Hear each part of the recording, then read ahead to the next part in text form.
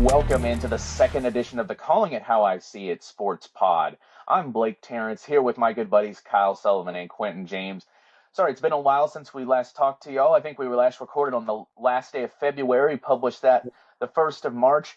We've had some busy schedules in this first half of March. Quentin and I sat down and got a good podcast recorded the other day, and then as we're still working our way through the technology hoops, I sadly lost that in the ether of the spoken word. So we won't talk about that anymore, but we're going to condense what we talked about in that pod. We spent most of that time talking about the Royals, a little bit talking about previewing the conference tournaments for the local basketball teams. Well, those are underway now.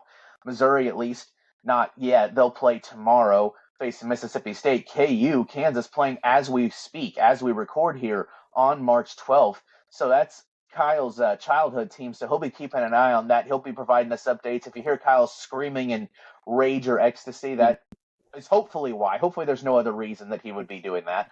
But we're going to jump into a little bit of everything because we have a ton to get into since we've last recorded. You know, NFL free agency and legal tampering well underway at this point. Most of the big dominoes, honestly, have already fallen.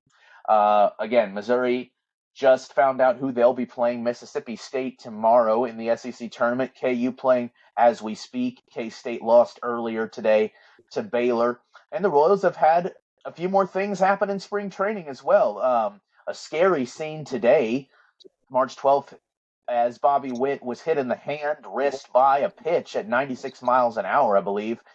He was pulled from the game, looked like he was in a lot of pain, but we've gotten updates since. No broken bones for Bobby Witt Jr. So some great news there. We're almost exactly 2 weeks out, 15 days as we speak from opening day. So I would assume he probably won't play much more this spring, but looks like he'll be on track, hopefully to be batting second in the opening day lineup.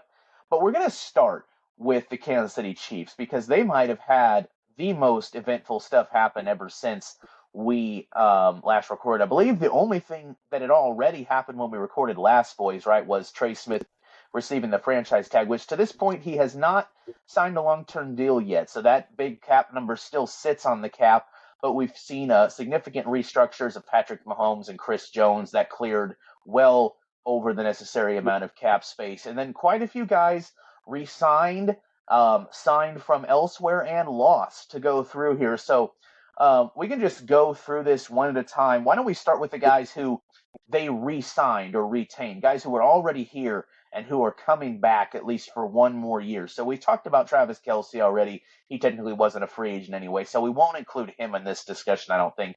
But we can stick to the offensive side of the ball. Trey Smith as well should fall into that already talked about, not technically a free agent's conversation. But we start off with Hollywood Brown. You know, I'm not necessarily surprised they signed him back. I'm not surprised it's to a one-year deal heavily laden with incentives. I'm a little surprised it's a slightly higher base salary this year than it was last year after doing essentially nothing last year. Granted, most of that was because of a freak injury. So what do we attribute the fact that Hollywood Brown, after doing a whole lot of not much, sitting on IR for a good chunk of the season last year, why did he get more money, we think, to return? Is it just the inflation of the massive increase in the salary cap means retaining a guy is by default going to be more expensive? Do you think the Chiefs are got a bit of rose-colored glasses with him and they think he's just a guy they can't live without and they're just banking on the health this time? Why do we think I was not surprised to see him back, but I thought it might be on something close to vet minimum. But I guess either the market was too much or what do we think? Why do we think he got more money after not playing much at all? Yeah, well, first of all, it's good to see you fellas again. Been a while, like I said, taking a little break.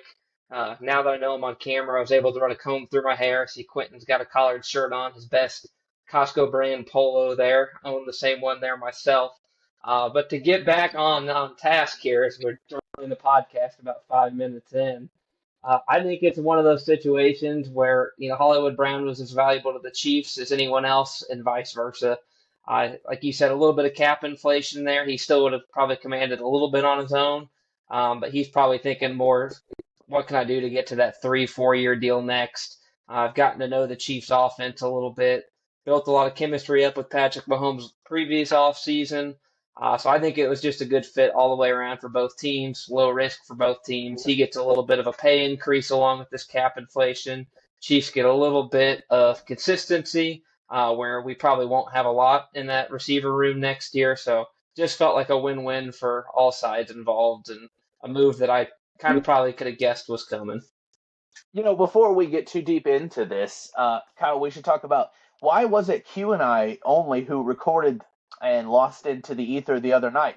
Well, because you're finding out you're going to be an uncle soon, and it's going to be sort of, kind of, not really named after you. What you gotta? Q and I were having a laugh about that the other night because we couldn't figure out what you were talking about. So it's your brother, your older brother is having a baby boy. Is the point of that? It will have, well, its middle name will be your first name, but then you also, like Quentin was saying, that's technically not because of you. So what the hell's going on over there? Congrats on becoming an uncle, but what are we doing? Like, Yeah, so I don't know that this podcast will ever be so big that my future nephew will see this.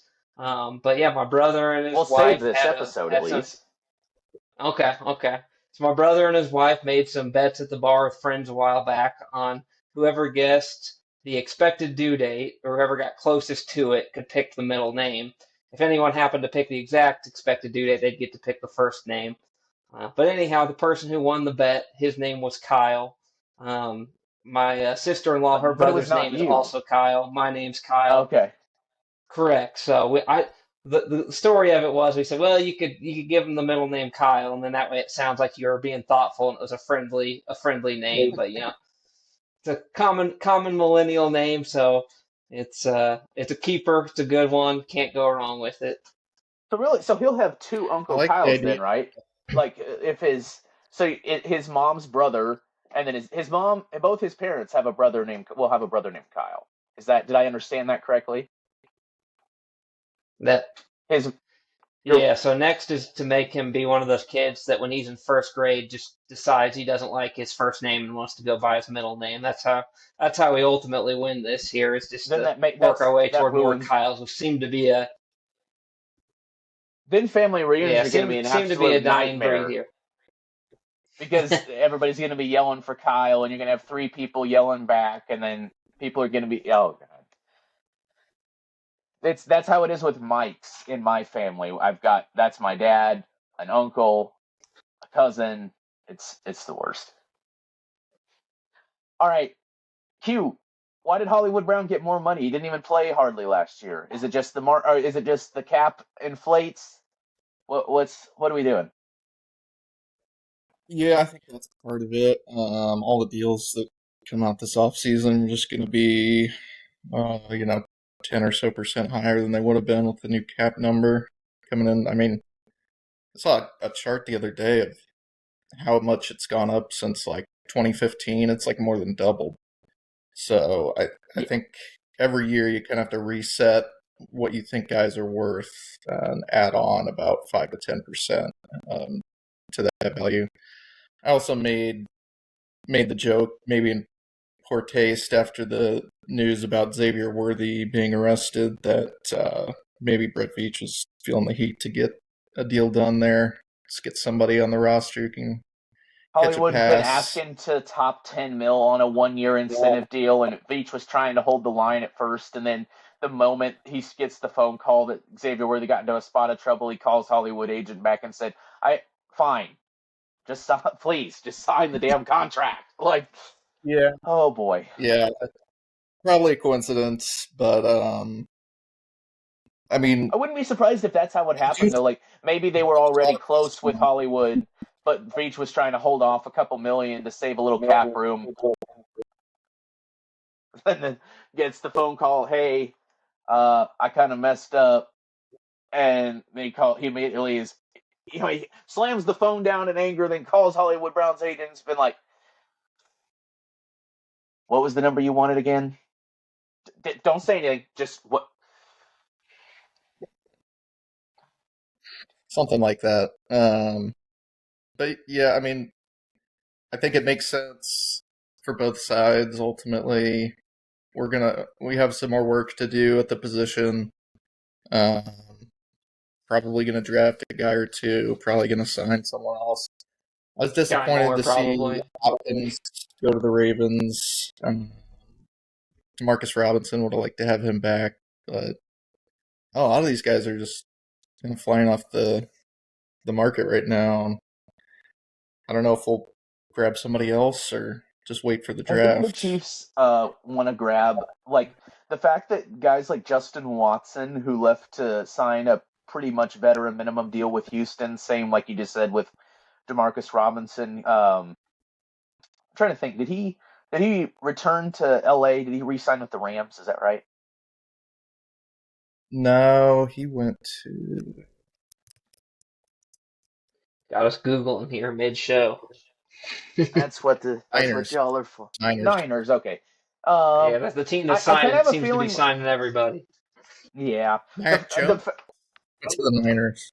Mech, I have a feeling the Chiefs want to try to get a new young guy to fill that kind of ancillary, run routes to pull guys deep, play some special teams. The role that Justin Watson, McCole Hardman, Demarcus Robinson have occupied. I think the Chiefs want to try to find like a new, young, cheap mainstay in the draft. And they do have another piece of news that dropped this past couple weeks while we've been absent was that the Chiefs, even though they had traded away a couple of draft picks this year um, to get some veterans, are going to end up with slightly over the actual normal 7 amount of draft picks because they were awarded 2 seventh round compensation picks. So I'm sure we'll see them pull off like a slight trade up maybe. Like they're currently missing a 6th rounder and a 5th, I guess, actually. So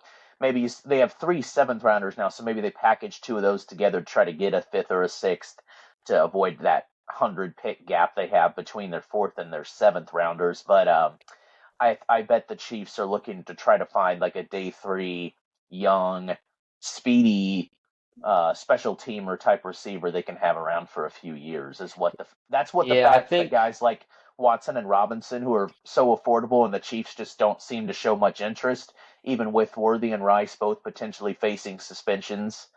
That's what that kind of tells me Mm-hmm. is that they're looking to find a young guy they can have as a mainstay in that role, that number 3, 4, 5 receiver role for a while.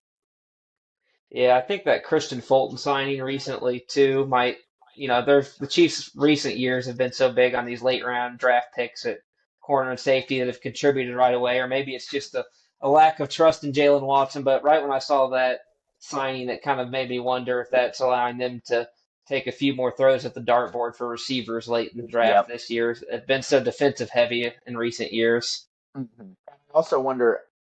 I think Jalen Watson. Like I think now you have you have three corners you trust, probably 2 big ones, if that makes sense. Like 2 that are on the outside, and then one that can kind of we know can play outside, but we know is a shutdown elite corner on the inside, McDuffie, and then you got Watson and Fulton on the edges there on the outside corner positions.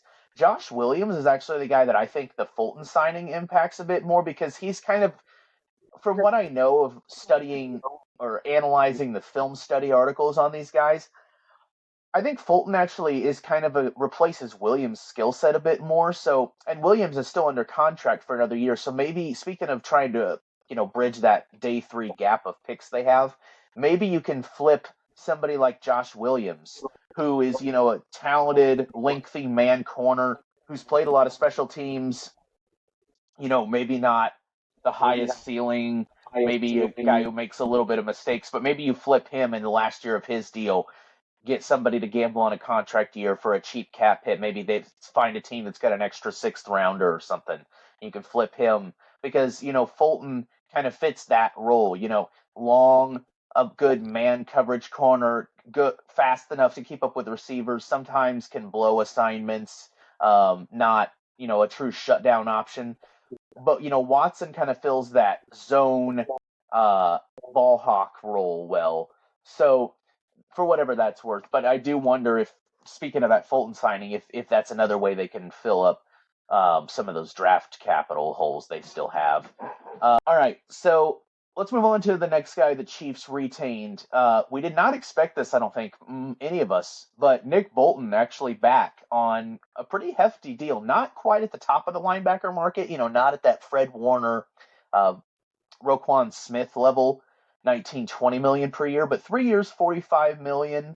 I'm trying to remember off the top of my head. I believe it was just under 30 million guaranteed, like 27, 28 million guaranteed. So, maybe not quite as lucrative as it first sounds, but certainly likely to be at least here for the next 2 years with a pretty hefty signing bonus that was well into 8 figures, if I already saw that correctly as well. So, certainly they're going for keeping their own homegrown guys. Trey Smith gets the tag.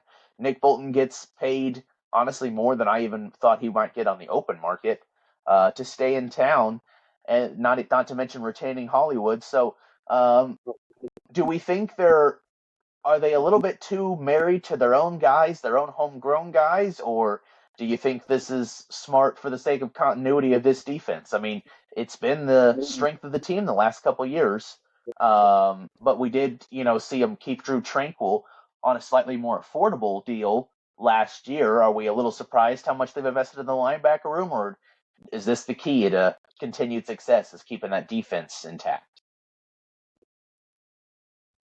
I don't know that for me that it was too surprising. If you ever listen to or watch any of the Spags press conference, he's always singing Nick Bolton's praises, green dot of the defense, and I think it's one of those things where the linebacker market can kind of get expensive for a big drop off. We saw that with the Chiefs getting in a tight spot, having to sign Anthony Hitchens before. Not a fan favorite by any means. Sorry to be having you catch strays in this podcast years later. Super Bowl champ Anthony Hitchens. But no, I think it's something that makes sense. I think that was Blake. You had talked about it before that maybe his skill set was more difficult to replace than Justin Reed, who is since signed elsewhere, I believe, down in New Orleans with all the other Yep. Chiefs castaways. Yeah. Yeah, Saunders, Sorensen, Matthew, Willie Gay, who's currently free agent as well. More than you could even probably list the name. But I don't know what do you think, Quentin? Is this maybe also a sign that the league has gotten a little bit run heavy now, and it's defending the runs all of a sudden important again? We're back to 1984 defense. I think that's a big part of it. Obviously Blake and I followed his career pretty closely in college, playing at Mizzou.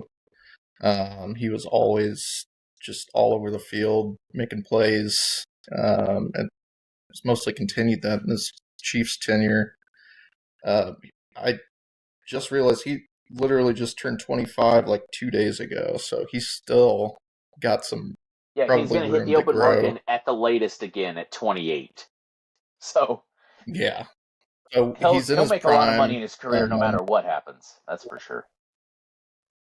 He's a great run stopper, and he's okay in coverage. I mean, I think that is the kind of guy who's hard to replace. You can argue whether it's the most important role to fill in the defense, but I think in our defense it is a very important role. And like you said, it's only 2 years guaranteed, so I think we're getting him for his prime, and we'll just have to see who can fill in around him in the linebacking core. Well, and I mean, you mentioned Justin Reed. That is, I suppose, that would probably be the decision you're making there between those two guys. I'm not sure that Reed is necessarily the long-term answer at safety in terms of pass coverage. He, honestly, from what I was seeing in analyses of film and such, is more of an asset close to the line of scrimmage. So I guess if you're thinking that he's more of an asset against the run or in the short game, and that you need to look elsewhere to find a deep safety, and so that's your rationale, I'm fine with it. But I mean, there is a pronounced need at safety at this point. I think that's the domino effect, I would say, of the Nick Bolton deal. Is that now you have a clear need going into the second wave of free agency or the draft at safety. I mean, you have enough bodies to not have a glaring hole, right? Like there's a difference between a need and a hole, right? Is you have Jaden Hicks and Brian Cook and who's the other guy that they tried to play some at nickel corner, didn't really go well, so he's probably more of a safety. He's been there here a couple of years now. Connor? Yes, there you go, Jermaine Connor. Schmaltz. Those are guys that at least can play the safety role competently, but they're all guys who've been in the league 2 or fewer years. Hicks was a rookie, and then Cook and Connor, I believe, are both, or Cook might be going into his 4th year now, I believe, actually, but all on rookie deals at the very least. So certainly not much experience in the safety room now. Again, more of a need than a hole. You have competent bodies, but you don't have the leader of the room. That's, the sacrifice you make in keeping Bolton to lead that room is you now kind of need a safety leader in the room. Do you guys agree that that's the sort of the most direct, I guess not even negative consequence, but the most direct consequence in terms of, where you invest significant resources, you probably leave a hole elsewhere. Would you guys agree that's the one that this Bolton deal creates? That's the question that this creates. Yeah, I'd say so. I think that was something a lot of people looked at, if you're probably always going to sign just one of those two guys. I will say that I'm a little surprised, Blake, and you've been probably following the market a little more closely. If you would have told me that, with the cap increase and then not bringing Reed back, that I would have thought, well, he would have been a little more active in the defensive tackle market, which seen a lot of guys kind of fly off the free agency waivers since these deals. And the Chiefs, I don't believe, have signed anybody. I think Pennell is still out there as a free agent, but a lot of these other guys I know on the defense, whether they're former Chiefs from last year or other guys on the market, have kind of started to get picked up. Yeah. I do expect them to go for a defensive tackle, and probably with one of their first 3 picks. If you guys want to, you could look up Matt McMullen's tweet. That'll tell you exactly where the Chiefs are picking. I don't have it directly in front of me, but going off the top of my head, the reason I say their first 3 is because they have the Titans' 3rd rounder, which is a very high 3rd rounder. It's essentially like a glorified 2nd rounder. It's only a few picks after their 2nd. So they have 3 picks in the top 70, and then their 4th one is at 95. So they got 4 in the top 100. Of course, the first one's only a 31, so it's a bit clustered in the middle there. But they got 3 picks between 31 and 60.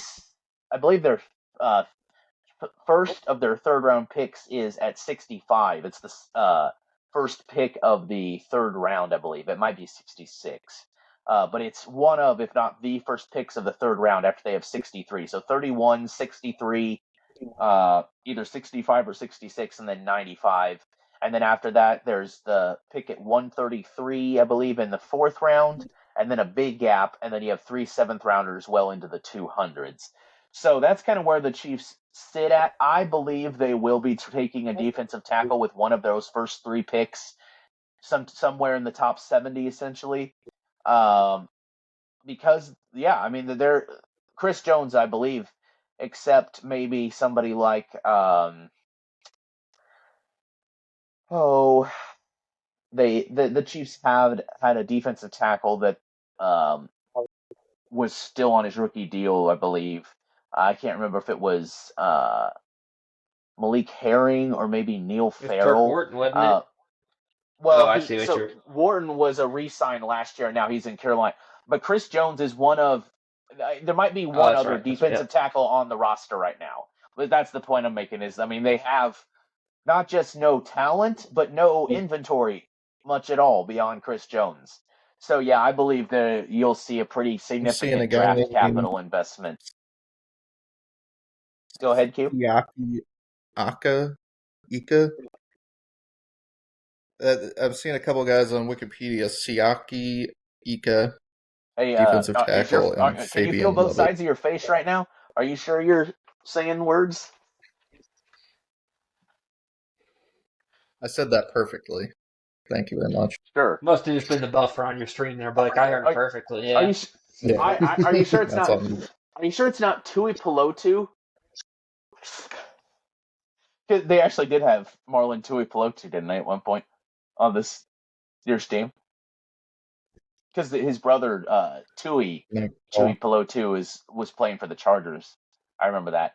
I had never heard of the guy you're talking Yeah. about, but I didn't think we would have to get into names. I had Kingsley Suamataia pronounced and ready to go, and now you're throwing out these new names that I just was not ready for. I thought I was good for having that one ready to roll off the tongue, but you hit me with some practice squad guys here Milky. that I'm not sure I could have even told you ever played on the Chiefs. How about here's an easier one. What do you guys think of the Robert Tonyan signing? Tight end, adding to that already kind of deep position on the team. Oh, the Chiefs. I honestly had not seen that the Chiefs signed Robert Tonyan. That's kind of cool. I believe I think his last name is pronounced. Fun fact, like Funyun with a T. Yeah, Tunyon. Tonyan, Robert Tonyan. Damn it! I thought I was picking one that I knew. Well, it's a fun one. It's not phonetic how it looks. It's But, an onion. It's an yeah, I onion mean, with a T on the end or beginning. He's a legit pass catcher. He had 11 touchdown receptions in 2020, 580 yards. I was gonna say I thought he was Packers. like old now, which I guess that I does was fit with what you I just was said. just looking that up. He's 30. I was just looking that up. For some reason, in my head, I was for sure he was going to be like 35. But Yeah, me too. 2018, so same draft class as Mahomes. Came in as an older rookie. Rookie year was age 24 season, and then was injured last year, so didn't play in too many games. But I had not seen that. Yeah, What in terms of his deal? Maybe he takes some Kelsey snaps, plays with Gray a little bit. Yeah, Probably going to why go not? Jared with two Wiley's tight going to ends. miss a bit of time Yes, still. yeah. He tore his ACL midway through the year, so that's what Right, I think Hendershot was a restricted free agent, I believe. And I think this is just hopefully brings you a baseline guy to eat some snaps. You kind of know what he is as opposed to bringing in a rookie and hoping to develop him. So makes sense. Probably I haven't seen the figures, Blake. I know you asked that, but I assume it's a fairly low risk. pretty close to vet minimum, probably. Yeah. Would be my guess. Christian Fulton, by the way, we didn't give the terms on that one. Was 2 years and about $15 million, so a pretty reasonable reasonable deal there as well.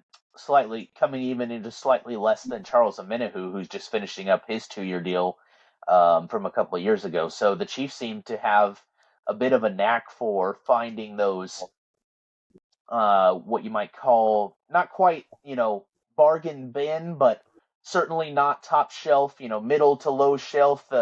The I guess you might call the Smirnoff level. I'm trying to think of, or they're like your solid Jack Daniels, but nothing special. But sure rather have those guys than some practice squad guy. Good at finding those kind of under the radar signings that fill specific needs. And then we haven't talked about Jalen Moore yet somehow. The left tackle of the future, the blindside protector of Patrick Mahomes. The funny part is it looks like a pretty hefty 2-year deal because it's 2 years, $30 million, but then you've got $21 million guaranteed, and I believe almost half of it was in an upfront signing bonus. So very, very good chance this is only a 1-year deal unless he really impresses, because not much of his second-year salary at all is guaranteed. If you're not familiar with this guy, essentially a backup for two very good starting tackles, Trent Williams most notably on the 49ers for the last few years, but between both the left and right tackle in San Francisco missing some time, he's gotten in not quite a full season, but almost about 12, 13 game worth of snaps, I believe, the last couple of years. And, some up and down film according to the film analysis, but certainly has the physical traits you'd want in a left tackle. Something also worth noting, especially with Jawan Taylor in at right tackle. and again, of almost a full season's worth of snaps that he's accumulated over his rookie contract. At least last year, I believe just one penalty, if I remember seeing the tweet correctly. One penalty that he's been called for, and only a couple over his whole career. Again, as backing up to two, high level tackles in San Francisco. How do you guys feel about that? They're gambling on a guy. They've gambled on guys who either were, past their prime in age, had injuries that were holding them back from their prime, or a little bit of both. You've had DJ Humphries, who barely even fits in the discussion, but before that was Donovan Smith. Before that was Orlando Brown. Who his question mark was more about, did he fit their system? But they're always gambling on guys with some question marks to make them affordable to obtain. So in this case, he's in the prime of his career. He's 27 years old. He doesn't have much injury history, but that's because he doesn't have much history at all. Again, a guy who's been a career backup through his rookie deal. Again, not maybe to his detriment, or not much of a criticism of him, because he's backing up two high-level tackles in San Francisco. It's just the coincidence of where he landed.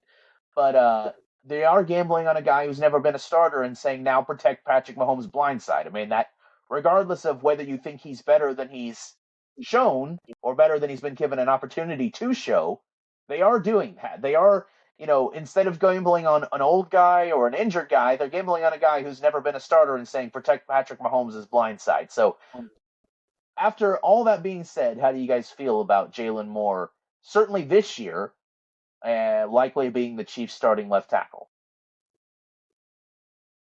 Yeah, I think I'm going to go out on a limb and be in this lane where not a lot of people seem to be, where I just don't have a strong opinion on it. I could tell you why I like it or why I don't like it, but at the end of the day, you sometimes wonder what were the alternatives. I think this is a guy, if you poll 10 Chiefs fans, I bet 10 of them, if you asked them in week 10 of last year who this guy was, they probably could not have told you who he was. Couldn't pick him off the street. No name recognition. If Chiefs fans had heard of him, it was during this window of offseason when looking at potential tackles. He wasn't even the highest paid left tackle named Moore in this free agent cycle. Dan Moore got 80-something million from the Tennessee Titans, and the consensus seems to be the Chiefs did better. Doesn't that reflect what you guys have seen?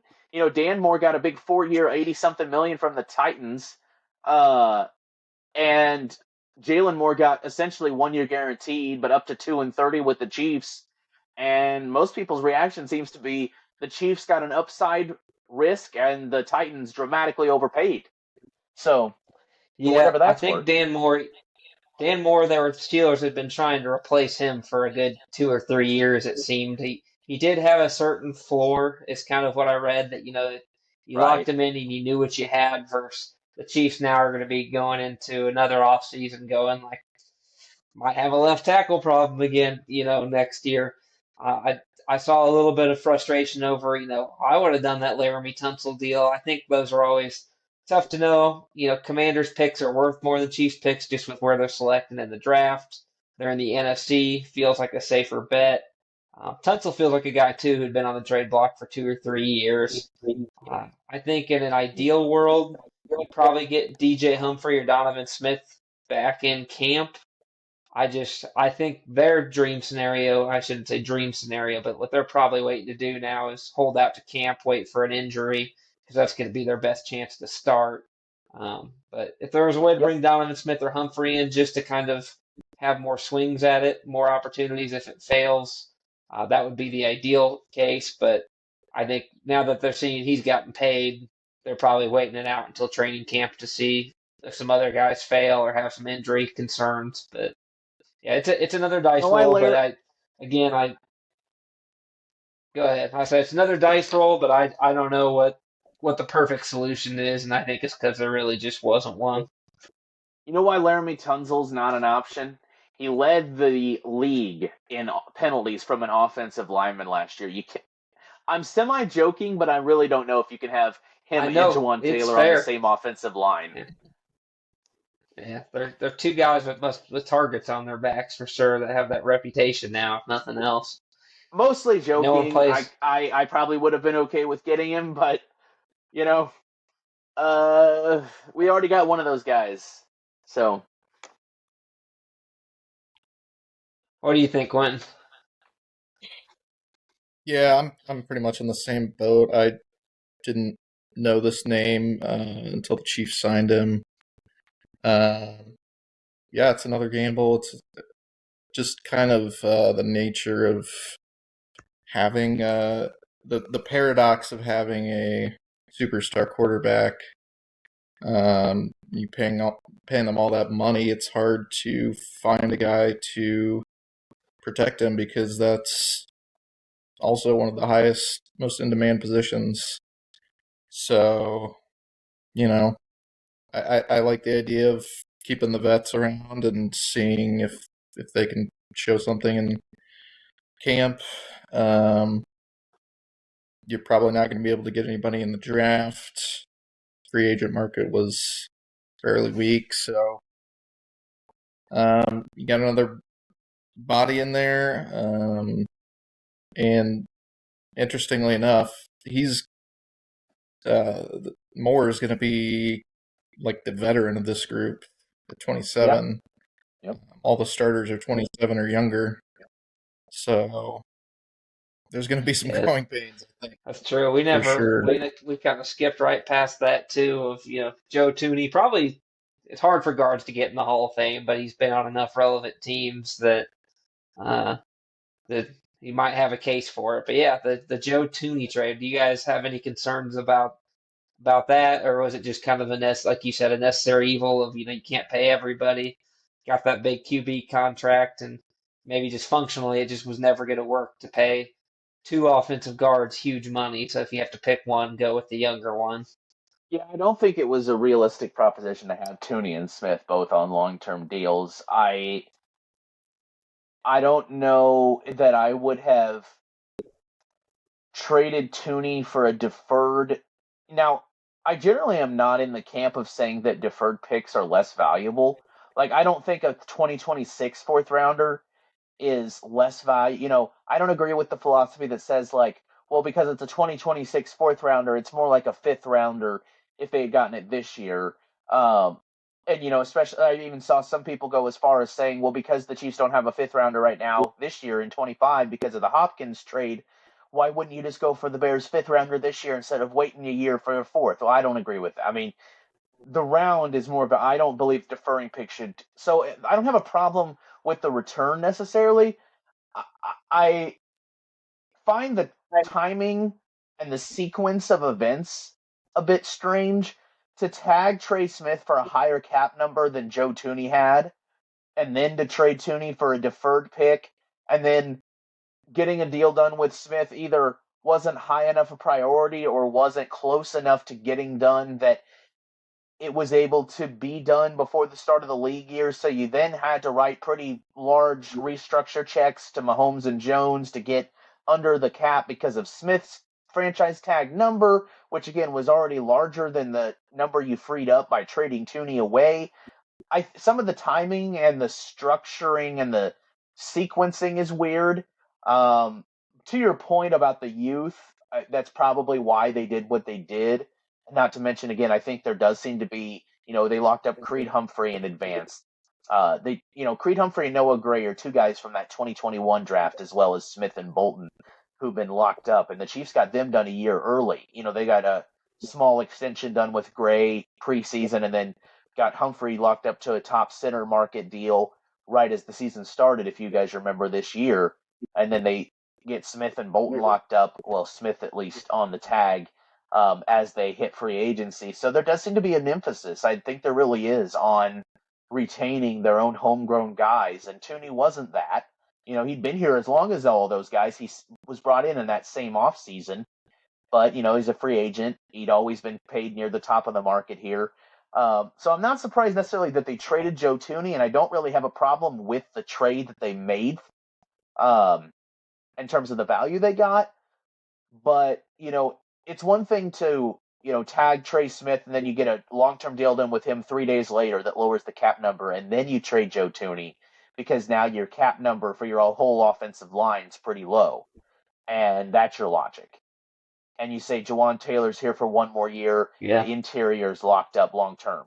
I could see some of that. It's the timing and the structuring is weird, but I don't have a problem with trading Joe Thuney. So I don't know how. I think that answers your question. Q, where Well, are you let's at hear. on all this? Yeah. Um, I agree with the trade compensation being acceptable. The experiment at left tackle was interesting, to say the least. If he would have, That might have turned jacked up his into, trade value. Maybe you wouldn't have even gotten a fourth rounder for him if they hadn't shown that he could do that. yeah, I mean, to mixed results, obviously, but I wonder if he had, really kind of locked down that position towards the end of the year. If we would have thought about moving him to left tackle and keeping him over Smith. But how old is he? Like 34? I think he's 33. He might be 32. 34 next season. Yeah. I know offensive linemen usually age better than other positions, but He definitely was the best offensive lineman on the team. That's for sure. What do you guys think on? We kind of have the line in place now. What do you guys think of a starting line for 2025 season? Like this kind of solidifies it. You assume Kingsley now slides over to left guard. Um, him or Wanya Morris. I think that's essentially what, I think Jalen Moore has the inside track at left tackle with, I think, Kingsley and Morris, who have both failed there but have at least played there. Those are kind of your second and third options at left tackle because with Tooney gone, to your point, I don't think there is another guy who you'd want to even try in that unless you move Taylor over, but I don't think you want to create two problems at the same time. So anyway, I think that's more as the inside track at left tackles, meaning Kingsley and Wanya Morris battle it out at left guard, and the rest of the line is set in stone. Humphrey, Smith, Taylor. So I think you've traded some. I think you've traded some certainty at left guard for an attempt to upgrade at left tackle. You had Joe Thuney locked down as one of the best, if not the best left guards in the league. It clearly wasn't good enough, for your tackle position to suck. Your guard being elite didn't make up for a terrible left tackle. So I get the logic. I would like to think between Kingsley and Morris, like if one of them can't be at least a capable left guard, that's a problem. So we'll go with the optimistic scenario there and say one of them has to be able to be at least a competent left guard.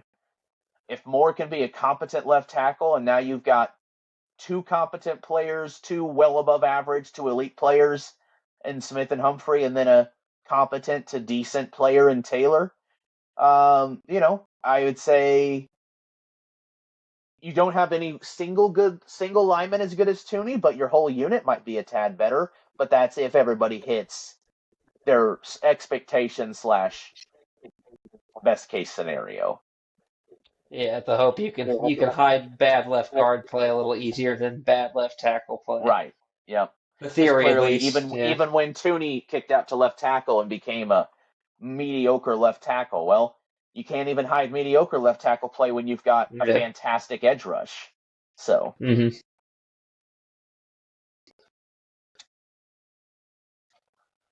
Well, fellas, I'm keeping an eye over here on my computer screen. I don't have the live stream going, so that'd be too distracting. But I do show KU and UCF are now in overtime in the first round of the Big 12 tournament here. So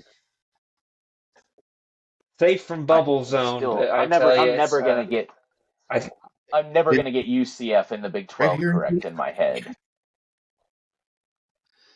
Oh, I don't even know who's in what conference half the time anymore. I feel like every time I turn on a basketball or football game, I feel like, oh, they're in such and such conference now, and it's just, that's. You know what? How do you, Stanford and Cal are playing their tournament game in right now. Two California teams. Yeah, and they're in the Big Arizona in the Big 12 now. They're playing each other in North Carolina for the ACC Oh, tournament. ACC. And the fact that you have California teams in the Atlantic Coast Conference Yeah, is so wrong. quite the opposite of that. Yeah, they're on the Pacific Coast. It's a mental adjustment. I like, it always felt like, the Big East too, in terms of basketball, is by far and away the best conference. Maybe there's an argument for the Big 12, and now overnight the SEC is the best. People, I think if people were to pick the best team, they think it's Duke, but weirdly enough, the ACC is so bad that it's hard to judge what Duke is. It's a it's a difficult sport to follow between the transfer portal and all else right now. That's for sure. Well, Yeah, I we mean, this could might be go. a conversation. I think you're seeing the SEC and or not ACC, Big Ten, both just kind of pull away from the other conferences and all competitions just because of the schools that they have, the money they have. The Ohio States and the Michigans up north, and then the Texases and Alabama's teams. Yeah, I mean, you just have those in those two conferences, and then maybe one or two in the SEC or ACC and Big 12 and the remaining conferences. So I think it might be a sign of things to come. The idea that 13 SEC teams might make the tournament is kind of mind-blowing. Well, we transition to college. I think we covered pretty much every major in and out of the Chiefs roster to this point. We'll keep updated on that. We could switch over to college basketball next year and then wrap up with some Royal spring training stuff and a little look around the roster. I think you guys make a good point there about the college basketball landscape as a whole. Let's see. So, Quentin, we thought the other night it might be Arkansas, but it's actually Mississippi State, who, for what it's worth, Mizzou handled pretty well. It's been a while now, a month and a half ago, back on February 1st, they beat them by 27, 88-61. That's who they get tomorrow.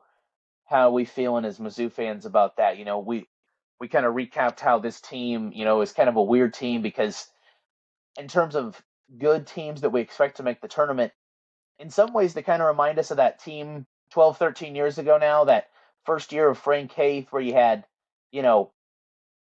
a team that was essentially looked like they were all still, seniors in high school. You had a 5'11", and as my dad would say, a 5'11" my ass point guard.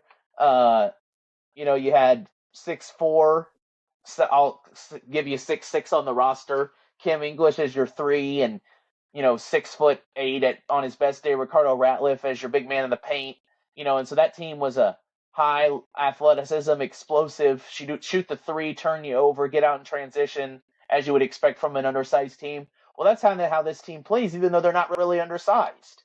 They've got 6'2", 6'3" point guards, 6'6" to 6'8" wings. Mark Mitchell's not the tallest guy in the world, but a master at getting to his spots in the paint and scoring from down low. And then you got a 7-footer in Josh Gray who plays well around the rim, but yet, they don't rebound the ball very well, just like that old small team. And, they like to get out in transition. So it's a weird combination of skills and traits this team has. Certainly didn't finish the year on the best note. Do we think the Mississippi State old game from a month and a half ago is relevant anymore?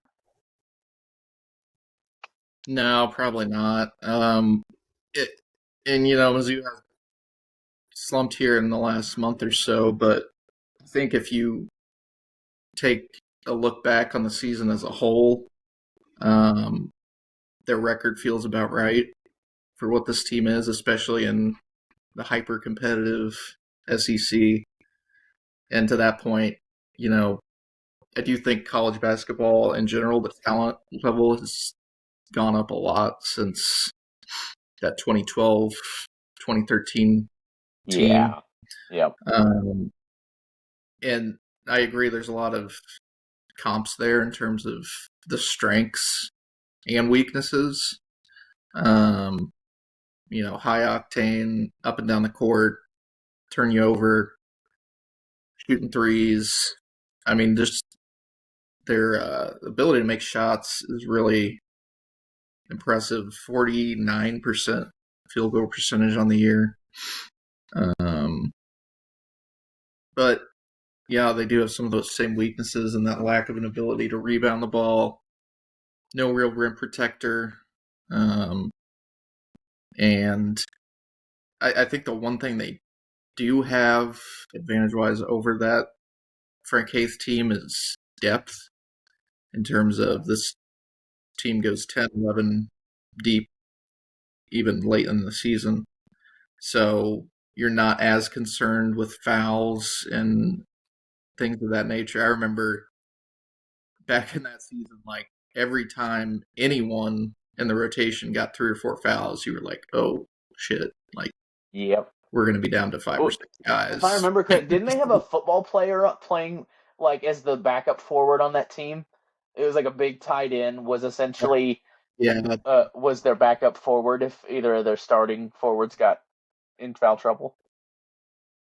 Yeah, I mean, like halfway through that season, we were down to a rotation of like 7 guys. Yeah. Which is, I don't even know if you can do that in today's day and age.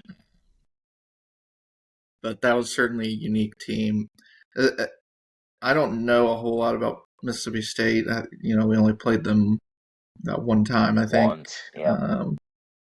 Similar record. We're favored by 2.5 points. I think it's a coin toss. Like I said on the missing, forgotten, lost pod days ago, Mississippi State didn't get a bye despite being a ranked team in the SEC. Yeah, that's true. Weren't they 21st? Is that right? I think they were 25 at the time. Oh, Mizzou was 21st. That's what I was thinking of. Yeah. I think either way, it's not going to make a huge difference on Mizzou's seed.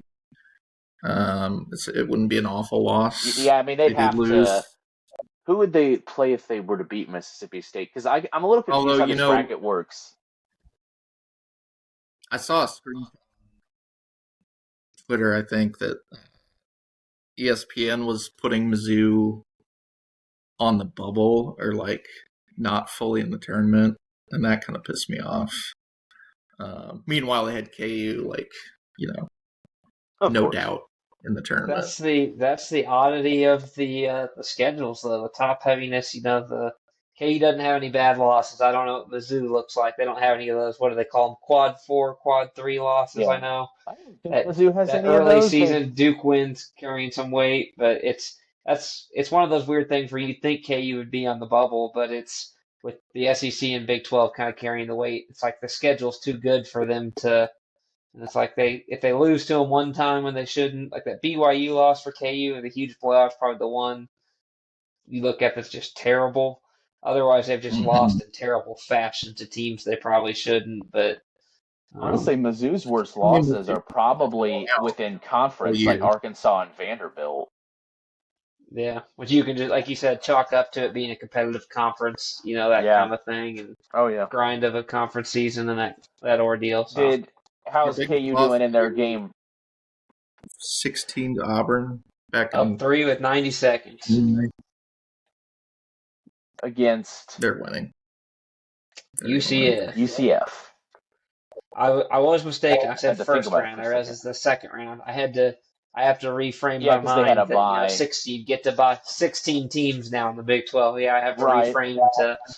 Well, I've had to Keelan and I've had to have the same thing because the tournament's different now than when it was 14 in the SEC. So, as someone who's rooted against Kansas for my entire life, I can pretty confidently say they're going to win the Big 12 tournament and head in as a 4 seed in a couple weeks here.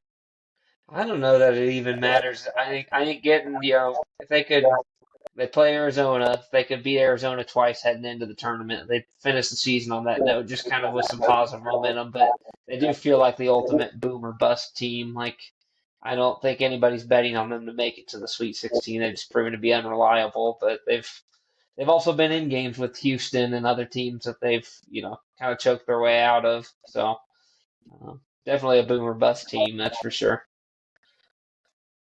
So will give us some more updates live on that. But I'm assuming, KU will move on to their second game. Mizzou plays Mississippi State tomorrow as we sit and record this.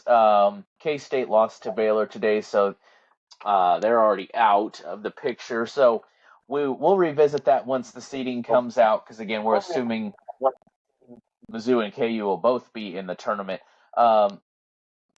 Q, you and I kind of did a more expansive Royals one last time. We'll try to condense that down a little bit. Go ahead. Hang on. I was going to ask Kyle how the Shockers are doing. Wichita State, they make the tournament this year? No, they're not going to be in it. So that's No. they've long been irrelevant since Greg Marshall had to depart for off the court reasons. Let's say. I thought you were going to say for They greener hired grass Paul on the other. Mills. No. Rumor has it he is still just living it up in Wichita off his multi-million-dollar buyout from Koch Industries. I don't think a lot of people, if they got paid what he was getting paid, would stay in Wichita, but more power to him living it up on the He's links going to out party there. at the original Pizza Hut. Could be, man. He's not even from there. He's a South Carolina guy. I mean, surely I think most people in his shoes would be retired to the beaches in South Carolina until enough time Well, you don't have to go passed. into But crazy detail, but as a guy who used to, the world obviously learned a little bit about it, through the rest, through media and stuff, but quite a character, haven't you? Isn't that what you've still told us? yeah. So it all kind of, like in many of these cases, when you're winning, it kind of gets swept under the rug. But a lot of different reports out there. I know, he ran up behind one player and punched him in the neck. He made Indian noises at a Native American player one time in the middle of practice. Has made some other racially insensitive comments. So there's a long list.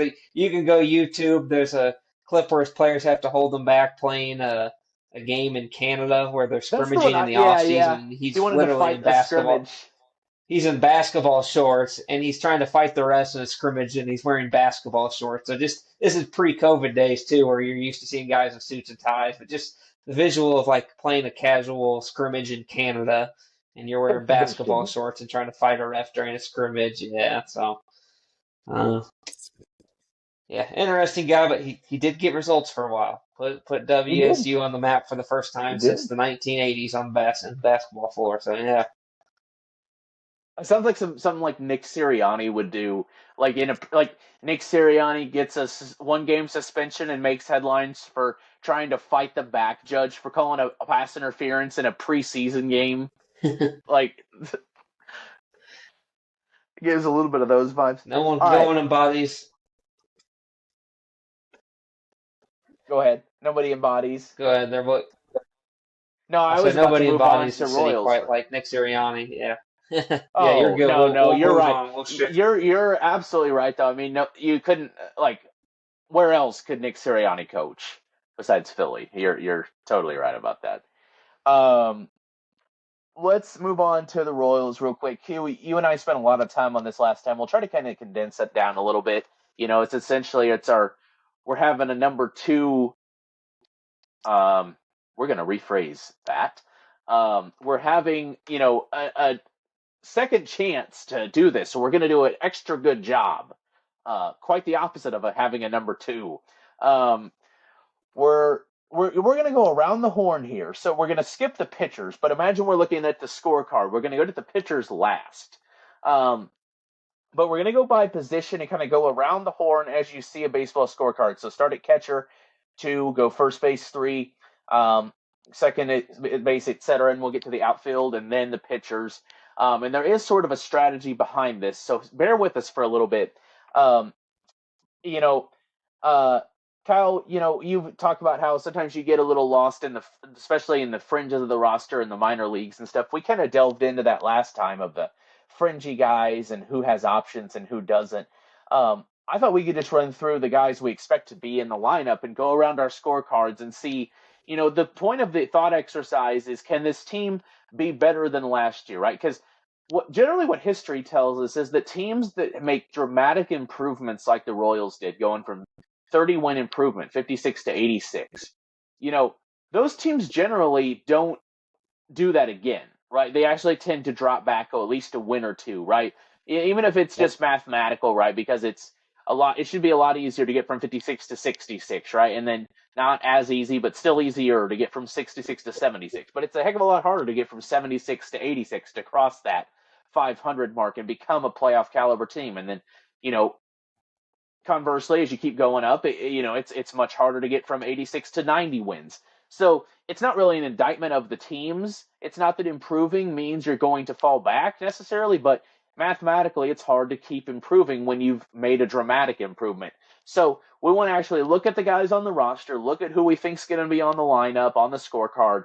Can this team be better than last year? So how we get there is we break down each position. So if we start at the catcher position, I think the one thing we can all agree on with Salvy Perez is, if you're a guy, hitting those upper 20s, early 30s, maybe you're thickening up a little bit. I know I certainly have in my late 20s, early 30s, and you want to know how to avoid that catching up with you and still do all the stuff you used to be able to do.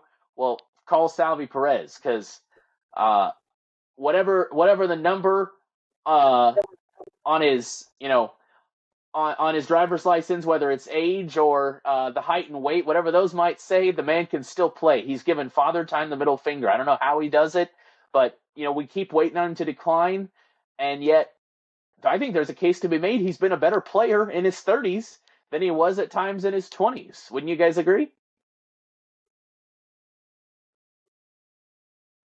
Yeah, body that would make Billy Butler proud. That's what. Was his plate discipline a little better this year? I know early in the year he was taking he set a more career high in walks than ever. Did he? Oh yeah, by a lot. Yep. Q, you could look up those numbers. We talked about those the other day. We know his career high in walks before last year was 28. That was in 2021, in the year he hit 48 homers. And then this past year, I believe he got close to 50. I think he had 45 walks or so. 44. So he shattered his career high. And that was without having the same power numbers, obviously. So. Yeah, I think it's been interesting because, the first half of his career, most people knew him more for his defensive prowess. Yeah. At least that's what I remember when he first came up. The cannon arm, especially. Ability the arm, the ability to block the plate. I mean, he did all the little things. He's obviously a great game caller for his pitchers. He's able to calm them down. Always knows when to go out and talk to them. And, he's still got that aspect to him. But I think we've all seen his defense drop off the last few years, and the defensive metrics have never loved him. Now, they said he got better at framing last year. He's more than made up. Yeah. He had good framing numbers. Pitch framing. I think he can still make strides in certain areas like that.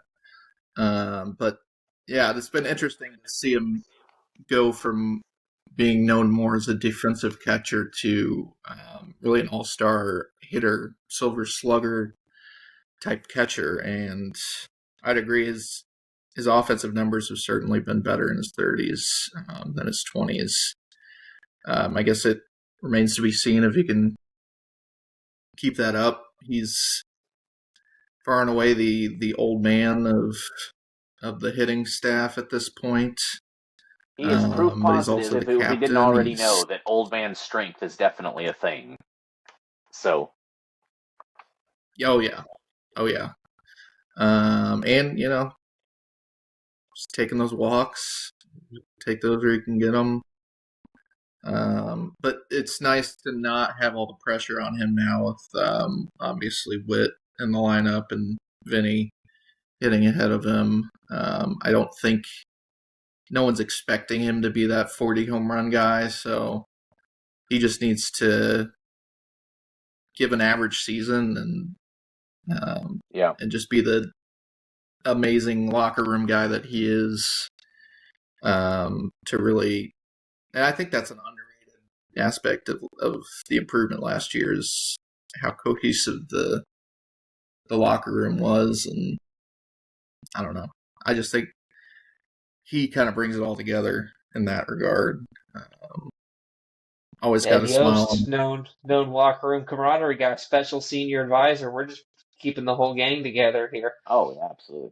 Kyle, I want you to kind of expand on that though, because I wonder how Q, you know, I think Q makes an interesting point there that like we don't expect him to be the 48 homer guy again in 2021. We'd probably be fine with him repeating the year he had last year. But, does it worry you at all that despite all the praise we heaped on him about overcoming father time, I mean, we don't necessarily, it's not that we need him to hit 48 homers again, but I mean, he does still have to be the fourth best hit. He has to be the cleanup hitter still, right? Like he can't, if he regresses back to the player he was at times in his 20s, like, again, like his framing numbers were actually better last year. Like his defensive numbers were not too bad. They're not Freddie Fermin level. He doesn't have the arm he used to, but if he even just has an okay offensive year like he did in his 20s with a sub 300 OBP and a, 20 to 22 homers and a 250 average or something like that. And, I'm not sure the Royals can handle that. They need him to be maybe not a 40 homer guy, but they need him to be a cleanup hitter still. I mean, A, do you agree with that? Do you see another candidate to step up and replace that fourth slot if he doesn't? And B, I mean, does that worry you that they clearly still need a 35-year-old to be a cleanup hitter? Yeah, I think that's definitely a valid concern, and I don't want to jump too far ahead, but you kind of have to assume that starting pitching maybe takes a little bit of a step back. We got a little bit of a preview in what difference one guy can make in the playoffs. Vinny maybe rushed back from injury just to play in the playoffs. I don't think anybody was upset with that. It's not like he was blocking a better bat beneath him. But maybe you could see Vinny as a guy to potentially step up, take a little We'll stride. I let think Ryan he O'Hearn maybe go. is what he fan favorite Ryan. At least on this podcast, 2 out of 3. It was Yeah, on the other damn it team does was the make me. worst part, but they beat him. So Yeah, it does make me a little nervous. Like I said, I think we saw that effect with just seeing one guy slide out, particularly with Vinny Pasquantino. He basically became a black hole in the lineup during the playoffs because he wasn't fully healthy, we assume. So what does that cause with Salvador Perez? I was thinking with that age thing, I immediately thought of Carlos Santana, completely a different player, but a guy I remember the Royals signed back in 2021, 2022, and he's still here having great seasons at 38 years old, still on a roster, I think it looks like, for this year at 39. Um, so somebody in who the group, I knows? think. Who knows? Completely different players, so maybe that's not a fair comparison to make other than just the age thing, but guys can evolve. Guys can evolve. To your point, though, Blake, about needing him to be a cleanup hitter, I think it's a valid like. There's nobody else on this team outside of Bobby that you think can probably hit 30 home runs this year. I mean, maybe Vinny, Vinny and but MJ beyond, have the power to do so, but can they stay healthy and consistent enough to do that? yeah. Obviously, we've never seen that yet. So, Which, well, speaking of, if we're go ahead. if we wanted to pivot to first base, Well, that's what I was going to do. So we had the same segue. We just collided as we made the same turn. So yeah, we got Vinny at first. the only other guy in the organization who you might think could hit 30 home runs next year might be a guy who's never had a major league plate appearance. Well, yeah. Jack. I mean, okay. we could lump Jack Caglione into this first base discussion. Can you say that name again, Blake, for me? Jack Caglione. I think it ends None. It does, but So it does not pronounce that way. It's like Michael Corleone, Jack Caglione. You gotta I think let Quentin Liam. have this one. He lost Tunyon earlier, so you gotta let him have at least one here, Blake. No, no need. I wasn't even saying it the right way. I was just like trying to get Blake to say it, but Caglianoni, noni, um, noni, noni, noni. I I was really hoping you guys would get to this one first too, just to play it safe, so I could hear it by ear myself. But I mean, Well, I'm this guy glad you guys is don't need a incredible. pronouncer for Bobby Witt. You know that's one thing. Yeah, thank God he's got an easy one. Um, this guy's got 3 runs already in 12 at bats, I think, Yeah, I think in he's got spring 15 training, plate and appearances, not 12 at bats, only 3 walks, or only 1 strikeout and 3 walks as well. So like we're 15 not plate talking about appearances. like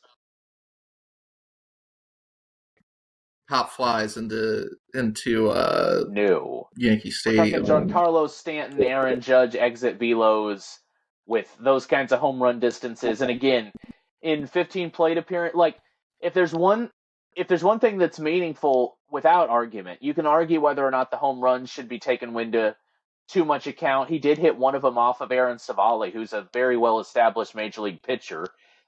His average quality of competition is not overly impressive. It's a high minors pitcher.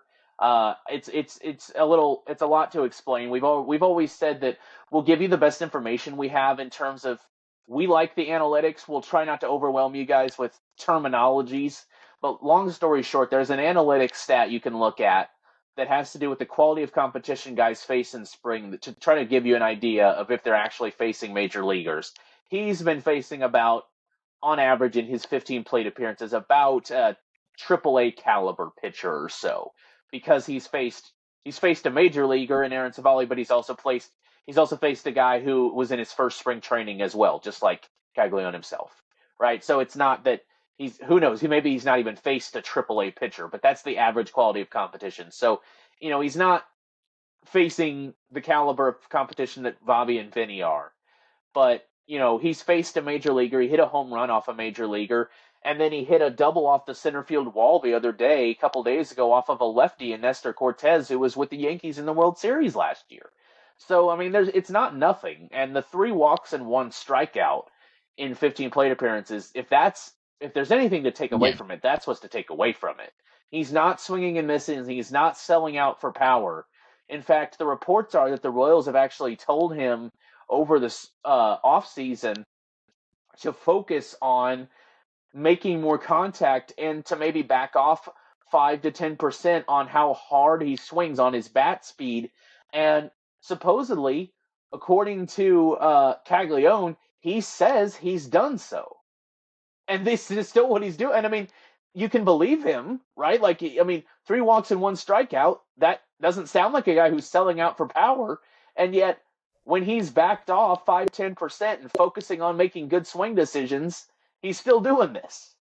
So, whether it's April, probably not, but whether it's July or October, it's getting hard to not think he could make an impact this year, especially as we said, the Royals might be relying on a 35-year-old to be their cleanup hitter. And, you could do worse than having a guy who can hit, you know, Giancarlo Stanton level exit velos at 22 years old as your cleanup hitter if Salvi needs a shot in the arm. How do we feel about Vinny at first base, though? That's who we actually expect to play the bulk of the innings, of course, there.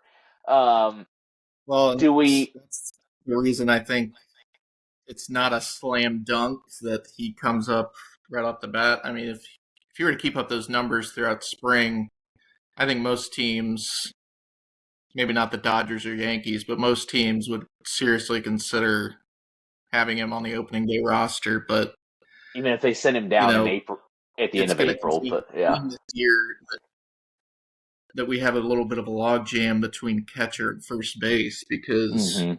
already you're looking at Salvi splitting time between catcher, first, and DH. We didn't even talk about Freddie Fermin, who's one of the better backups in the majors. Fermin, who's one So of the best backup catchers in baseball, he's going to need to get some at bats. And then Vinny splitting time between first and DH. Right now, I think the reason you keep him down in the minors to start the season is because of that logjam. And Here's what I do want to you know try about to Vinny. trade? Yeah, well, that's a valid question too. What would you could talk about that if you have an opinion there, something you might do, because it loops into what I was going to ask. Here's what I want to know about Vinny for you guys. Um, I think if we'd been going into this conversation last year, we would have had legit questions like, can he even stay healthy enough to be a real major leaguer? I think we had those questions answered last year, even though he broke his thumb on a very first baseman. That was not a does this guy's body hold up? That was that play has we've seen that play happen to many a first baseman. So I think I'm Yeah. ready to assume he can stay healthy enough to be an everyday first baseman for now, anyway. What I want to know from you guys about Vinny is, do you think does he have another level in him? Does he have the potential to hit, the way we've seen Jack Caglione hit for a second? Now that we know Vinny's an established major leaguer, does he have those kinds of hit? Does he have that kind of pop in his bat? Does he have the ability to be a true? Because we know he makes good contact for being a first baseman with power. We know he's got a pretty good eye, although his OBP was a bit down last year. He talked about the reasons for that on the podcast with Seren Petro and Randy Gizerli on Kaufman Corner a few weeks ago, actually. Do we think he's got that next level? And does he have a, Prince Fielder, Adrian Gonzalez, to think of left-handed first baseman of the past? Does he have that true, close to 300 average, close to 400 OBP, close to 500 slugging, 30 to 40 homer, 110 to 130 RBI kind of bat in him?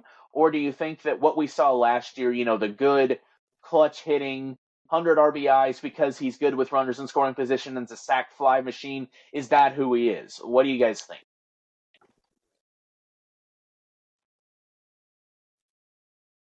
I think, as I said on the last pod that no longer exists, I do think he's kind of settling into what he's gonna be throughout his career.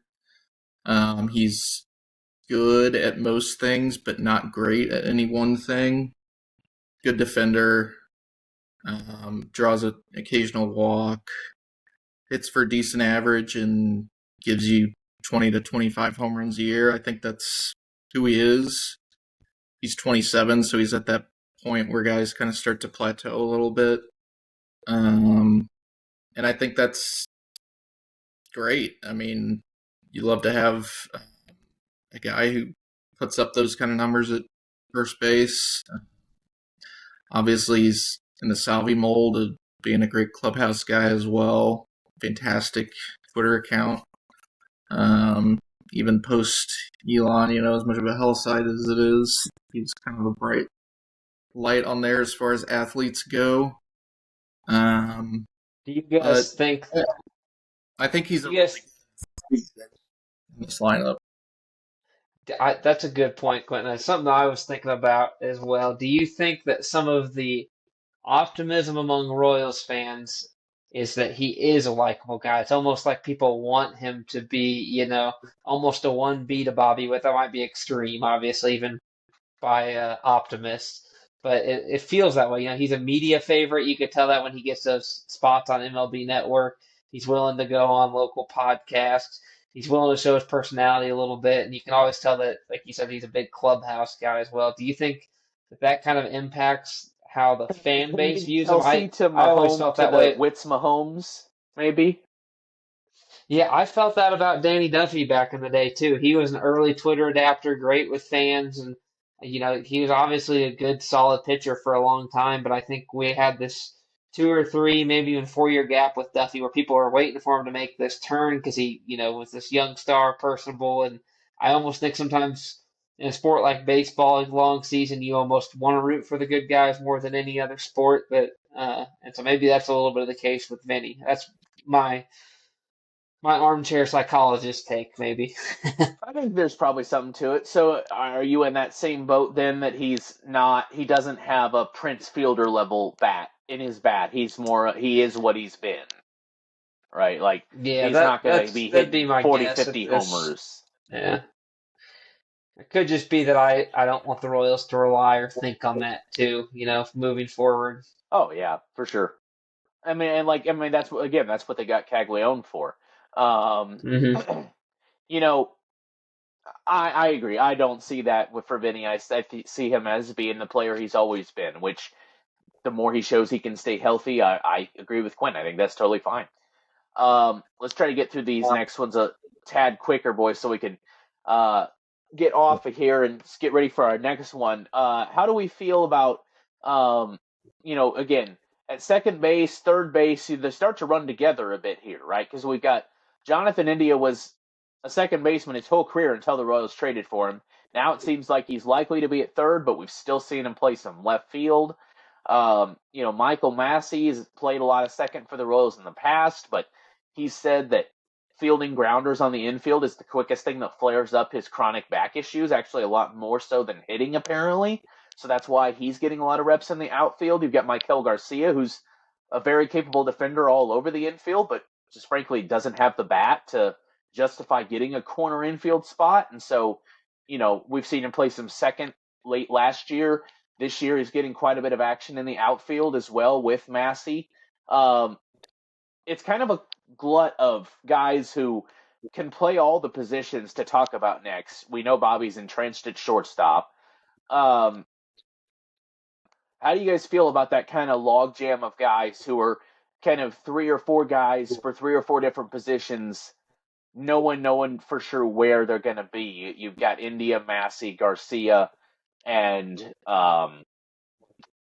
those are essentially the three guys that all of whom are kind of rotating between second, third, and left right now.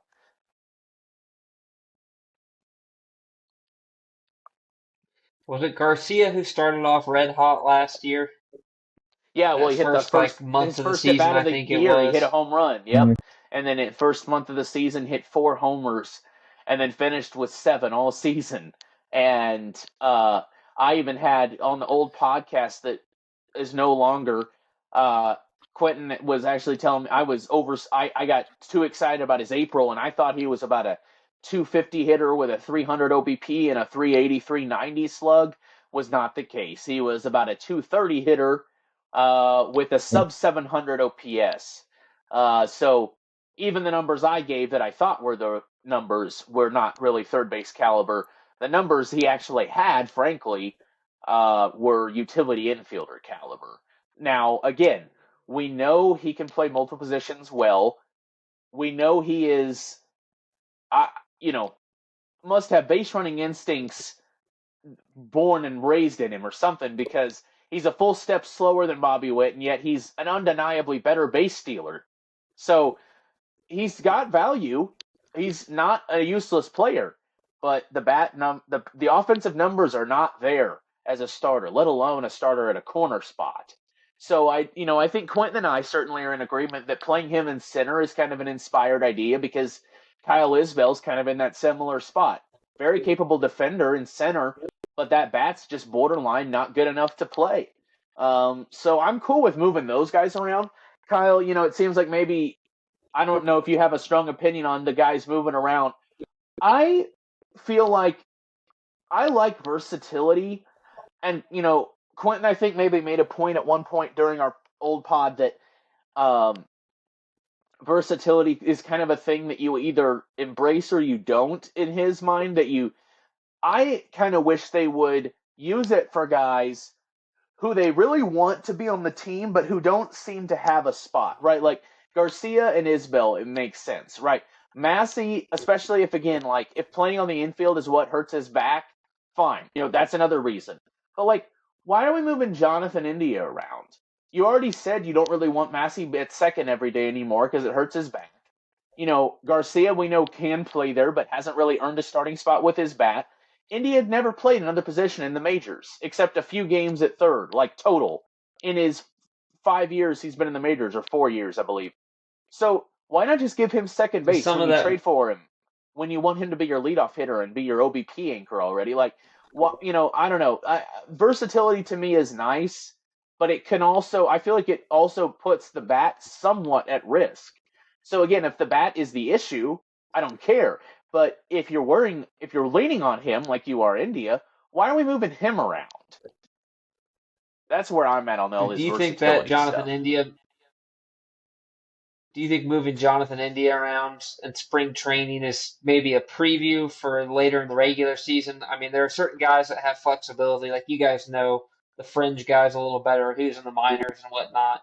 Do you think it has something to deal with that? Wanting to always keep Jonathan India's bat in there, and maybe your hands are more tied based on who you have to send down and call up later in the year. Could be, like you mean like Yeah, you've got other guys that you want to give at bats to, and they only have so many positions they can play, so India might have to Y- move to make room for them, I suppose. But then again, I don't know. That's those guys' job, is my opinion on that. Like the guys who should be playing three different positions in 3 days are the guys who haven't earned anything yet, right? Like there are guys like Garcia who, he'll make his mark with his base running, but he's not doing it with his bat, so he's got to do it by being Mr. Virtuoso, right? Guys like Kevin Biggio, who's on a minor league split deal that's trying to earn a spot at the big league level. MJ Melendez, he was playing left and right. His is more about his offensive approach. But similar concept there. Michael Massey, hasn't stayed healthy enough to be a integral part of the lineup yet, and again, apparently wants to play outfield because playing the infield hurts his back. So I'm all for those guys moving around. I just wish India, who's supposed to be a focal point of the lineup, your leadoff anchor hitter to get on base ahead of Bobby, I wish he could just play the same position he's always played and worry about his offense. that'd be great, but at this point, you really don't have any good option at third base, especially if you're It's true. thinking of putting Garcia in center. I mean, that's probably the biggest 1 criticism second, of boys. Sorry this that I'm getting offseason. my hands in the picture here, but You're You're good. good. I had sorry, to my camera adjust disappeared my on me. My microphone. phone battery's getting a bit low, but we should still be I okay as got you. far I can as. wrap up with this kind of discussion of the rest of the offense. Yep, we're getting close. We're about an hour Uh, and a half, so we're doing good. yeah, I mean, third base is going to be a problem until they Sorry. find someone who can play there every day. Obviously, India hasn't really done that. Massey is not a realistic option with his injury concerns and wanting to go to the outfield. Um, Sticking with Garcia there is not ideal with the offensive season he had last year. So I really don't know what the answer is at this point Yeah. No, I mean, beyond I moving India agree. to third base,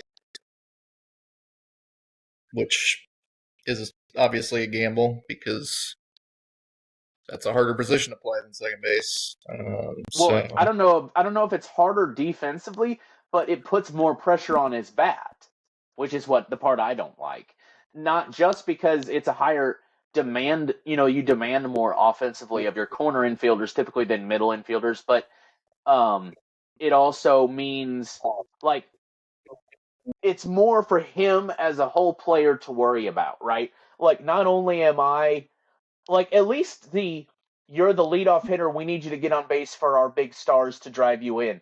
At least that's something that he's always had. That's a pressure he's always had. That's what he does, right? What I don't like is not only am I maybe in the most spotlighted position of that for my career because I've got maybe the best player in baseball hitting behind me, but now, I'm doing it in a position where it's even more imperative that I hit for me to be seen as a valuable player. Oh, and by the way, I really have never done this before in the major league level. I've never played this position. So, like, that's the part I don't hmm like. It's not that I'm not opposed even to moving good players around. It's, I said it like move the guys who haven't earned it yet around.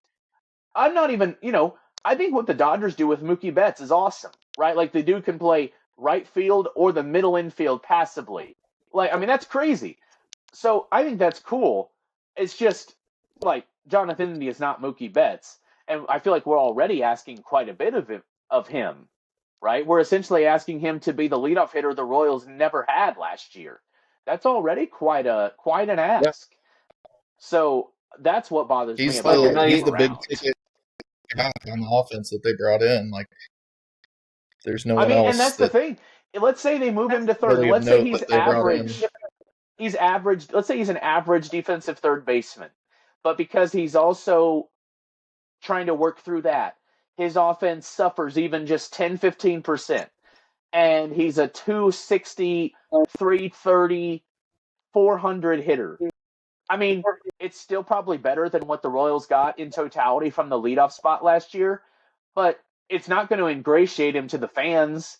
It's not going to get him paid on the open market. So who did it really help? You know what I mean? Like that's why I'm nervous about it. But I also like you're between a rock and a hard place because what's your better option? So Here's we have so many guys who might be moving to the outfield. What if we just have Bobby cover, all of short to third, basically play with 3 infielders and then 4 no. 5 infielders and outfielders? Bobby counts as an outfielder. That's what he does. He does that anyway half the time. That's Ooh, double that's the duty, answer. yeah. I like that. Did you see him We're gonna have to go get back? creative. He had in the game a day or two ago. He made one of his outfield plays. He didn't actually catch the ball, but I don't remember. I think Massey actually might have been the one playing left field, and it was a little like looper that dropped in no man's land between shortstop and left field, and Bobby got just as close to it as Massey did going out, as Massey did going in. So it's a thing to The behold. freaking man. I don't know what more we need to say about Bobby Witt Jr. I mean, if he had broken his hand today, we'd be adjusting.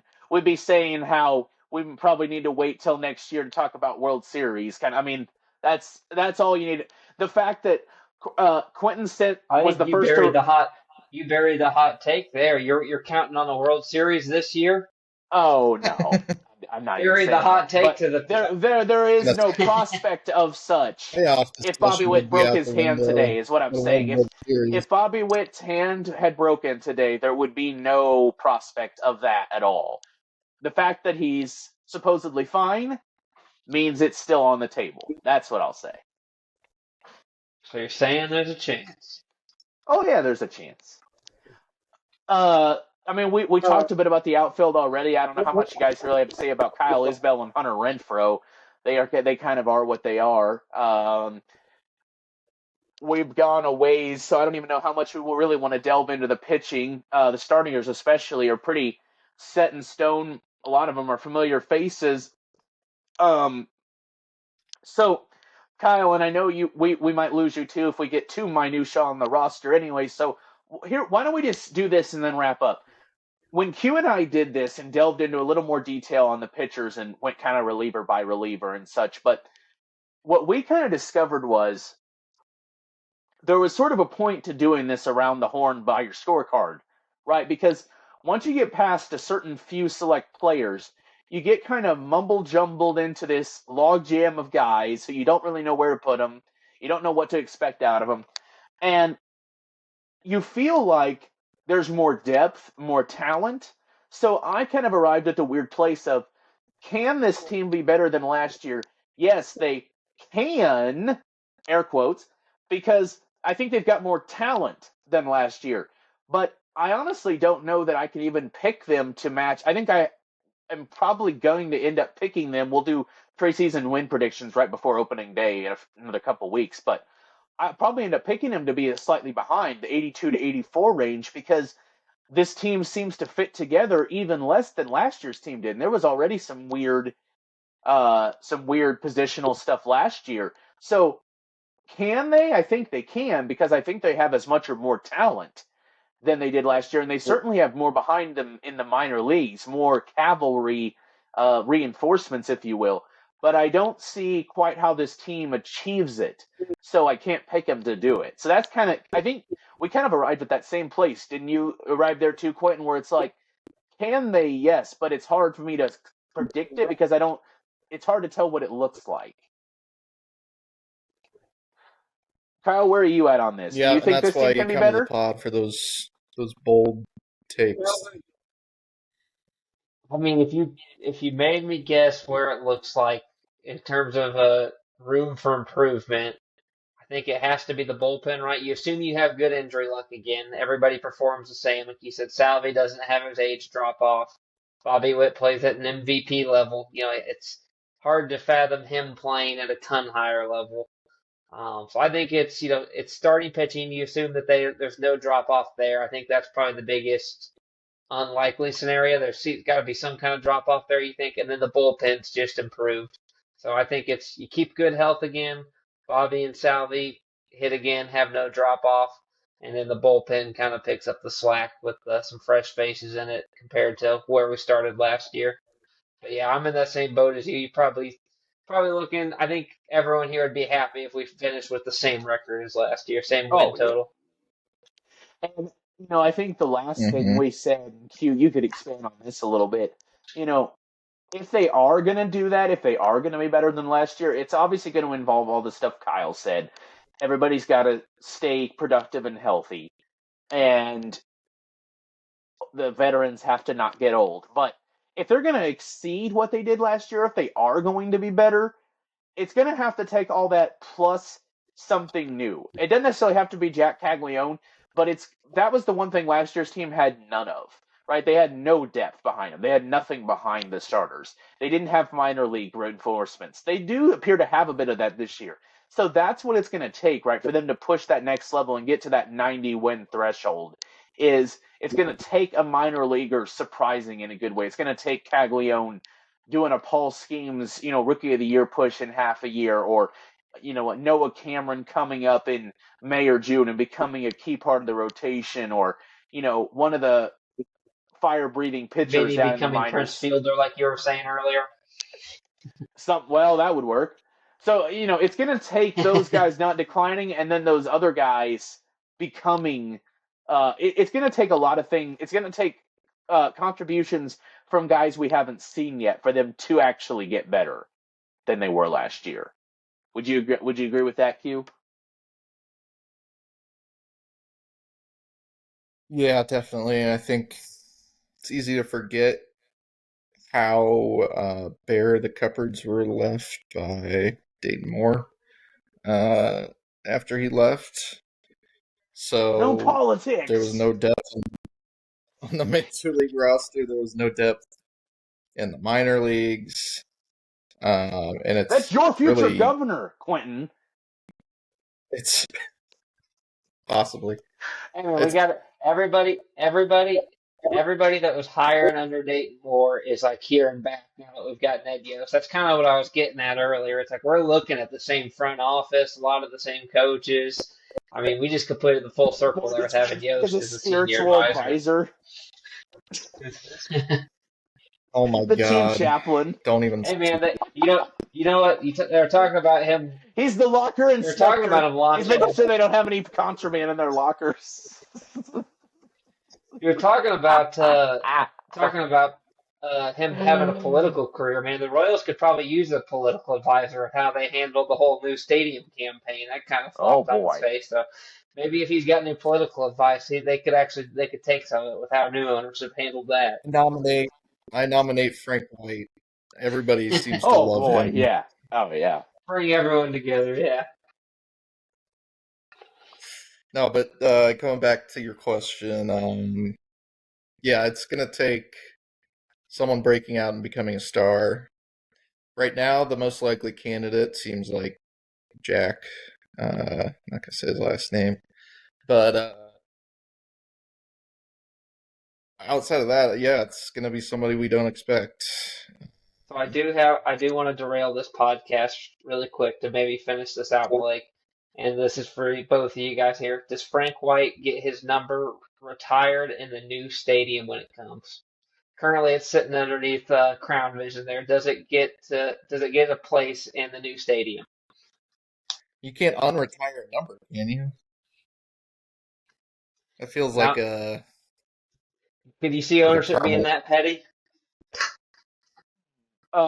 Maybe they do something like The current maybe they well, maybe they like try to hide the number or something. Like if he makes the new stadium difficult and almost like screws up the whole plan, maybe they like hide it somewhere. Like, oh, we almost forgot about you. I don't. I I mean, mean, it's you own the team. You can do whatever you want, right? I mean, I don't know, tuck it behind a bush or one of the new fountains or something like that. oh, You have less man. prime real estate.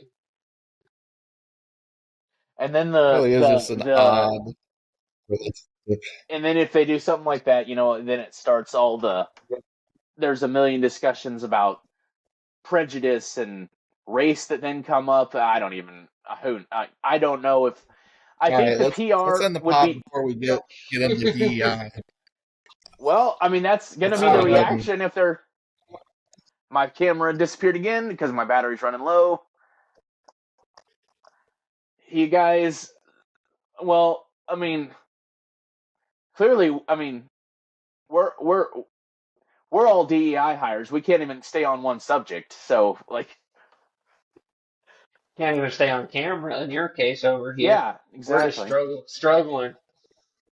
I don't think they would do anything that dramatic unless, I mean, I feel like he's indirectly, or I should say, like, going to be less directly involved now because of them going to Kansas. So I would think that chapter is closed. But I mean, to your point, like they are like the owner can do what he wants. So Oh, they're going downtown. it They don't want to be in Kansas. That's all leverage. So Chiefs might go to Kansas or at least take a look at it. They'll be downtown. okay. I mean, Hot take. if that happens, there's even less incentive to want to be petty toward Frank White because then he's going to be a part of making it happen. Would be my thinking, but who knows? I mean, it all depends This re- on so many of the details of that happen behind closed doors of like even the petty issues they've had in the past were supposedly a lot of it was what was said behind closed doors and off camera. So I don't know, but Not for us to know about. Oh yeah, just a fun, joking hypothetical. Obviously, yeah. nothing All in here. right. I'm not making any real predictions with any of that. We're Yeah. gonna we're gonna be back on in less than a week though because we're gonna try to make this a more regular thing. So why don't we'll leave this here for now. Maybe we'll do like we can try to do something like we're not quite to live streaming capabilities technology wise yet, but we can while we're watching March Madness games we could do something a little more chill like we where you can hear our TVs and our popping our drinks in the background and so we can do something fun next time. So maybe that's something for you guys to bear in mind. So why don't we sign off here for now and we'll see y'all next time. Happy St. Patrick's Day, everyone. Happy Green Beer Day. Hey, let's go.